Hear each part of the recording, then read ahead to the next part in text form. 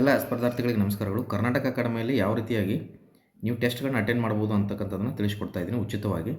So ಇಲ್ಲಿ Karnataka academy ಆ್ಯಪನ್ನು download ಮಾಡಿ ನಾನು ಆಲ್ರೆಡಿ ಡೌನ್ಲೋಡ್ ಮಾಡಿದ್ದೀನಿ. ಈಗ ನನಗೆ ಓಪನ್ ಅಂತ ತೋರಿಸ್ತಾ ಇದೆ. ಸೊ ಓಪನ್ ಅಂದಮೇಲೆ ನೀವು ನಿಮ್ಮ ಇಮೇಲ್ ID ಮೊಬೈಲ್ ನಂಬರ್ ಹಾಕಿ ಲಾಗಿನ್ ಆಗಿಬಿಟ್ಟು ಈ ರೀತಿಯಾಗಿ ಬರುತ್ತೆ. ಸೊ ಇದನ್ನು ಕೆಳಗಡೆ ಸ್ವೈಪ್ ಅಪ್ ಮಾಡಿ ಮೇಲ್ಗಡೆ ಮಾಡಿಬಿಟ್ಟು ಇಲ್ಲಿ ನ್ಯೂಲಿ ಆಡೆಡ್ ಅಂತಕ್ಕಂಥ ಒಂದು ಕೋರ್ಸ್ ಇದೆ. ಇದ್ರ ಮೇಲೆ ಕ್ಲಿಕ್ ಮಾಡಿ. ಇಲ್ಲಿ ಫಸ್ಟ್ ಒಂದು ಇದೆ ನೋಡಿ, ಕೇಟೆಡ್ ಕ್ವಶನ್ ಪೇಪರ್ಸ್ ಅಂತೇಳಿ. ಇದ್ರ ಮೇಲೆ ಕ್ಲಿಕ್ ಮಾಡಿದ ಮೇಲೆ ಇಲ್ಲಿ ಏನಾಗುತ್ತೆ ಒಂದು ಆಪ್ಷನ್ ಕೇಳುತ್ತೆ ನಿಮಗೆ, ಗೋ ಫಾರ್ ಫ್ರೀ ಅಂತೇಳಿ. Okay, so get for free ಅಂತ ಕ್ಲಿಕ್ ಮಾಡಿ. ಇಲ್ಲಿ ಕ್ಲಿಕ್ ಮಾಡಿದ ಮೇಲೆ ಕೋರ್ಸ್ ಏನಾಗುತ್ತೆ ಗೋ ಟು ಲೈಬ್ರರಿ ಅಂತ ತೋರಿಸ್ತಾ ಇದೆ. ಇದ್ರ ಮೇಲೆ ಕ್ಲಿಕ್ ಮಾಡಿ. ಈಗ ಲೈಬ್ರರಿಯಲ್ಲಿ ನಿಮ್ಮ ಕೋರ್ಸ್ ಇಲ್ಲಿ ಬಂದು ಕೂತ್ಕೊಂಡಿದೆ. ಇದ್ರ ಮೇಲೆ ಕ್ಲಿಕ್ ಮಾಡಿದ ತಕ್ಷಣ ಇಲ್ಲಿ ಎಲ್ಲ ಟೆಸ್ಟ್ಗಳು ನಿಮಗೆ ಓಪನ್ ಆಗುತ್ತೆ. ಇದರಲ್ಲಿ TET, GPSR, HSTR, ಸೈಕಾಲಜಿ ಹಿಡ್ಕೊಂಡು ಕಂಪ್ಲೀಟ್ ಎಲ್ಲ ಸಬ್ಜೆಕ್ಟ್ಸ್ಗಳು ಕೂಡ ಇದರಲ್ಲಿ ಆ್ಯಡ್ ಆಗ್ತಾ ಹೋಗುತ್ತೆ. ನಿಮ್ಗೆ ಎಷ್ಟು ಬೇಕಾದರೂ ಸರಿ ನೀವು ಅಟೆಂಡ್ ಮಾಡ್ಬೋದು. ಈಗ ನಾನು ಟೆಸ್ಟನ್ನು ಯಾವ ರೀತಿ ಅಟೆಂಡ್ ಮಾಡ್ಬೋದು ಅಂತ ತಿಳಿಸ್ಕೊಡ್ತಾ ಇದ್ದೀನಿ. ಫಾರ್ ಎಕ್ಸಾಂಪಲ್, ಈಗ ಫಸ್ಟ್ ಟೆಸ್ಟ್ ಮೇಲೆ ನಾನು ಕ್ಲಿಕ್ ಮಾಡ್ತೀನಿ. ಸೊ ಕ್ಲಿಕ್ ಮಾಡಿದ ಮೇಲೆ ಈ ರೀತಿಯಾಗಿ ಸ್ಟಾರ್ಟ್ ಅಂತ ಬರುತ್ತೆ. 30 ಕ್ವಶನ್ಸ್ ಇದ್ದಾವೆ, 30 ಮಿನಿಟ್ಸ್ ಇರುತ್ತೆ. ಸ್ಟಾರ್ಟ್ ಅಂತ ಕೊಡಿ. ಸೊ ಇದಾದಮೇಲೆ ನೆಕ್ಸ್ಟ್ ಅಂತ ಕೊಡಿ. ನೆಕ್ಸ್ಟ್ ಅಂತ ಕೊಟ್ಟಾಗ ಇಲ್ಲಿ ಕ್ವಶನ್ಸ್ ಕಾಣಿಸ್ತಾ ಇದೆ. ನಿಮಗೆ ಬೇಕಾಗಿರತಕ್ಕಂಥ ಫಾರ್ ಎಕ್ಸಾಂಪಲ್, ಮಗುವಿನಲ್ಲಿ ವಿಕಾಸದ ಬೆಳವಣಿಗೆ ಕಂಡು ಬರಲು ಕಾರಣ ಏನು ಅಂತ ಕೇಳಿದ್ದಾರೆ.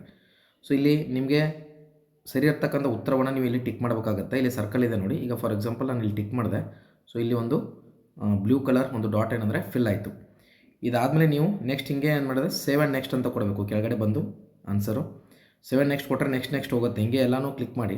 ಸೊ ಕ್ಲಿಕ್ ಮಾಡಿಬಿಟ್ಟು ನೀವು ಲಾಸ್ಟ್ ಒಂದು 30ಗೆ ಹೋಗ್ತೀರಾ ಅಂತ ಇಟ್ಕೊಳ್ರಿ. ಈಗ ಡೈರೆಕ್ಟ್ 30 ಕ್ವಶನ್ಸ್ಗೆ ಹೋಗ್ಬೇಕಾಗಿತ್ತಂದರೆ ಇಲ್ಲಿ ಮೇಲ್ಗಡೆ ಒಂದು ಕ್ಲಿಕ್ ಮಾಡಿ. ಇಲ್ಲಿ 30 ಮೇಲೆ ಕ್ಲಿಕ್ ಮಾಡಿ. ಇಲ್ಲಿ ಕೆಳಗಡೆ ಬಂದು ಸೊ ಇಲ್ಲಿ ಬಂದುಬಿಟ್ಟು 30 ಕ್ವಶನ್ಸಿಗೆ ಫಾರ್ ಎಕ್ಸಾಂಪಲ್ ಗುಂಪಿನಲ್ಲಿ ವ್ಯಕ್ತಿಯ ಸ್ಥಾನವನ್ನು ಅಳಿತಕ್ಕಂಥದ್ದು. ಈಗ ನಾನು ಕ್ಲಿಕ್ ಮಾಡಿದೆ ಸಮಾಜ ಮಿತಿ ಅಂತೇಳಿ. ಈಗ ನಾನು ಸಬ್ಮಿಟ್ ಅಂತ ಕೊಡ್ತೀನಿ.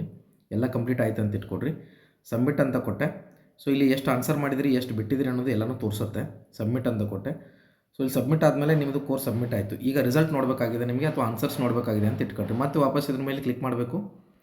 ಟೆಸ್ಟ್ ಅಟೆಂಡ್ ಮಾಡಿದ ಮೇಲೆ ಇಲ್ಲಿ ವ್ಯೂ ರಿಸಲ್ಟ್ ಅಂತ ಒಂದು ಆಪ್ಷನ್ ಬರುತ್ತೆ. ಇದ್ರ ಮೇಲೆ ಕ್ಲಿಕ್ ಮಾಡಿ. ಕ್ಲಿಕ್ ಮಾಡಿದ ತಕ್ಷಣ ಇಲ್ಲಿ ನಿಮ್ಗೆ ಏನಾಗುತ್ತೆ ನಿಮ್ಮ ರೇಟಿಂಗ್ ತೋರಿಸುತ್ತೆ. ಇಲ್ಲಿ ಎಷ್ಟು ಜನ ಅಟೆಂಡ್ ಮಾಡ್ತಿದ್ದಾರೆ ಅಂಥೇಳಿ. 100 ಜನ ಅಟೆಂಡ್ ಮಾಡಿದರೆ ನೀವು 100ನೇ ರ್ಯಾಂಕಲ್ಲಿ ಇದ್ರಿ, ಯಾಕಂದ್ರೆ ನೀವು ಸರಿಯಾಗಿ ಅಟೆಂಡ್ ಮಾಡಿಲ್ಲ ಅಂಥೇಳಿ. ಸೊ ಈಗ ಇದಕ್ಕೆ ಉತ್ತರವನ್ನು ನಾವು ನೋಡಬೇಕಾಗಿದೆ ಅಂತ ಇಟ್ಕೊಳ್ರಿ. ಸೊ ಇಲ್ಲೊಂದು ಆಪ್ಷನ್ ಇದೆ ನೋಡಿ, ವ್ಯೂ ಸೊಲ್ಯೂಷನ್ ಅಂತೇಳಿ. ಇದ್ರ ಮೇಲೆ ಕ್ಲಿಕ್ ಮಾಡಿ. ಸೊ ಇಲ್ಲಿ ಕ್ಲಿಕ್ ಮಾಡಿದ್ರಂದರೆ ಏನಾಗುತ್ತೆ ಆನ್ಸರ್ಸ್ ನಿಮ್ಗೆ ಸಿಗುತ್ತೆ. ಎಕ್ಸ್ಪ್ಲನೇಷನ್ಸ್ ಇದ್ದರೆ ಎಕ್ಸ್ಪ್ಲನೇಷನ್ ಕೆಳಗಡೆ ಬಂದಿರುತ್ತೆ. ಫಾರ್ ಎಕ್ಸಾಂಪಲ್ ಈಗ ನೋಡಿರಿ, ಇಲ್ಲಿ ಎಕ್ಸ್ಪ್ಲನೇಷನ್ಸ್ ಕೆಳಗಡೆ ಕಾಣಿಸ್ತಾ ಇದೆ. ಓಕೆ, ಸೊ ನೀವು ಎಷ್ಟು ಟೈಮ್ ತೊಗೊಂಡಿದ್ರಿ, ಅವರೆಷ್ಟು ಟೈಮು, ಸೊ ಇಲ್ಲೆಲ್ಲನೂ ವಿತ್ ಎಕ್ಸ್ಪ್ಲನೇಷನ್ ನಿಮಗೆ ಸಿಗುತ್ತೆ. ಈ ರೀತಿಯಾಗಿ ನೋಡ್ಬೋದು. ಇನ್ನು ಒಟ್ಟಾರೆಯಾಗಿ ಕ್ವಶನ್ ಪೇಪರ್ಸನ್ನೇ ನೋಡಬೇಕಂದ್ರೆ ಅಟೆಂಪ್ಟ್ ಎಷ್ಟು ಸರಿ ಬೇಕಾದರೂ ನೀವು ಮಾಡ್ಕೋಬೋದು. ಓಕೆ, ಓವರಾಲ್ ಕ್ವಶನ್ ಪೇಪರ್ ನೋಡೋದಾದರೆ ಇಲ್ಲಿ ಬರುತ್ತೆ ಡೈರೆಕ್ಟಾಗಿ, ಇಲ್ಲಿಂದ ನೋಡ್ಕೋಬೋದು. ಈಗ ನೋಡಿ ಇವೆಲ್ಲ ಕ್ವಶನ್ಸು. ಈ ರೀತಿಯಾಗಿ ನೀವು ಟೆಸ್ಟನ್ನು ಅಟೆಂಡ್ ಮಾಡಿ ನಿಮ್ಮ ಒಂದು ಮಾರ್ಕ್ಸನ್ನು ನೋಡ್ಕೊಳ್ಬೋದು. ಎಷ್ಟು ಬೇಕಾದರೂ ಸರಿ ನೀವು ಪ್ರಾಕ್ಟೀಸ್ ಮಾಡ್ಬೋದು. Thank you.